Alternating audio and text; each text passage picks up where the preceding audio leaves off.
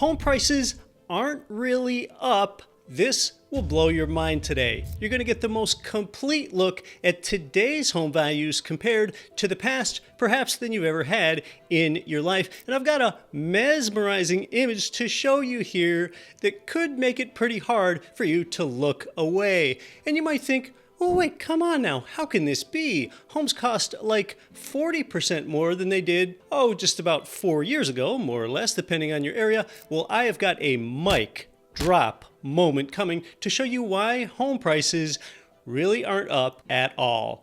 Hi, I'm Keith Weinhold, Get Residucation founder, Forbes Real Estate Council member, best-selling author, and longtime real estate investor. The median home costs about $435K in the United States today. Well, first we need a good measuring stick to see what home prices are doing. So we've got to stop pricing homes in dollars for a minute. It's such a poor long-term value measure. Ludicrous inflation means that the dollar has lost 25% of its value in just the last 3 years alone, and 97% of its value in the last century. So let's start by getting honest. We need an honest way to measure home price, not the faulty dollar that's been inflated away by politicians. Let's use the commodity and money that's been valued for 5 millennia, and its physical properties have not changed one bit in all that time, and is valued across continents and cultures. That's 50 centuries of value. Yes, this is gold, and we'll get to a more modern measure in a bit, but first, gold is the best one. Here we go. Here is the total mic drop moment. 8 kilos of gold would buy you an average home in 1920, and today you can buy an average home for just 6 kilos of gold. Wow, is there any better evidence that home prices are not up? But higher prices merely reflect that the dollar has been so badly debased and devalued. That's what's going on here. The dollar-denominated gold price tracks inflation over long periods of time. And you run how many dollars per ounce gold is worth, about 35 ounces are in a kilo, and the average home cost was about $6,300 back in 1920, and again about $435 today, depending on how you measure. So if you want to know how much home prices have changed in the last century, they are down 25%. They're 25% cheaper today in terms of gold. Clearly a more stable value indicator than those horrendously diluted dollars. And now your first reaction to this whole thing might be, oh wow, that's wild. The dollar really is so diluted. All right, but what about home prices in terms of a popular nascent asset that only arrived 15 years ago? Bitcoin. In 2016, the average home cost $288K or 664 Bitcoins. In 2020, it was $329K or 45 Bitcoins. By 2024, the average home cost about $435K. That's down to 7 Bitcoins. So today's homes are cheaper in gold and drastically cheaper in Bitcoin. They're down 99% in Bitcoin just over the last 8 years, and again, home prices are down 25% in terms of gold over the last century, and the dropped mic keeps reverberating through this stadium. But I've got a lot more for you here that you probably never thought about before. Before we leave that part of the discussion, understand that it takes real-world resources and proof of work to create real estate, gold, and Bitcoin, and none of those things are required to produce a dollar. None of them at all. That's why its value is approaching zero, and a big reason why dollars are such a poor value measure. Let's go deeper here. You need more answers because you're part of a really intelligent audience here, and you might be thinking, well, wait a second, some other things have changed too. For real people, everyday people, aren't home prices actually more out of reach than this? That's because since 1920, home prices have risen faster than income, so that puts them more out of reach for more people. Hold that thought because it's important. I'm gonna get back to that.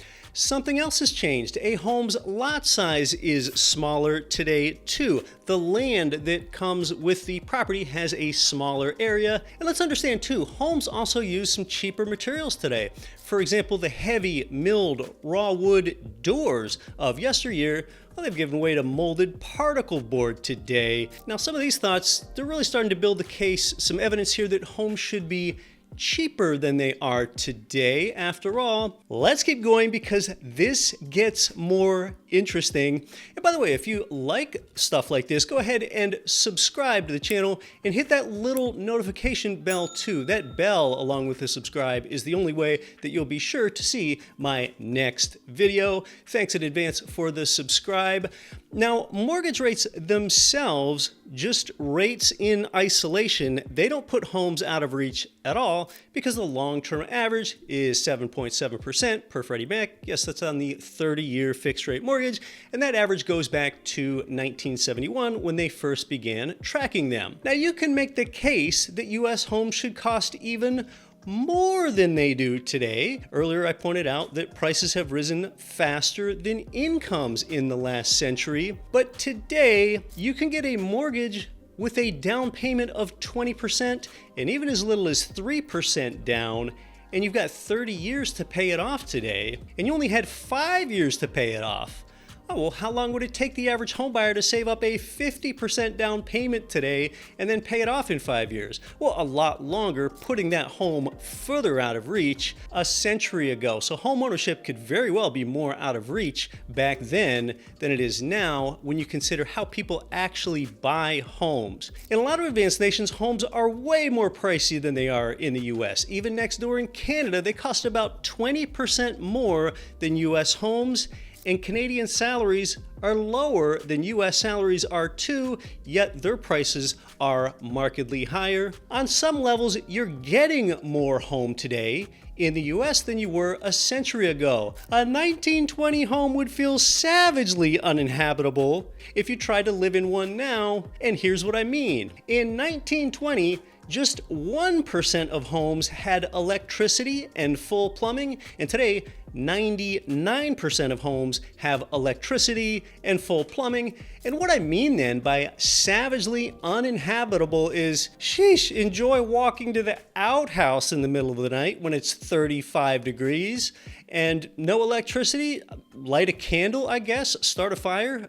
And then there's size. Homes are substantially larger today, and even more so when you look at the per person number. In 1920, the average home had 242 square feet per person, and today the average home has 721 square feet per person. So you've got 3 times the space in today's home because now family sizes are smaller, and yet homes are way larger. And another giant reason that home prices could very well cost even more and should cost more today are today's amenities. They would be unthinkable in 1920. Talking about walk-in closets, roofs with R38 insulation, double-paned thermal windows, smart thermostats, voice-controlled lighting, quartz countertops, KitchenAid appliances, maybe even a security system. They are all things that homes have today.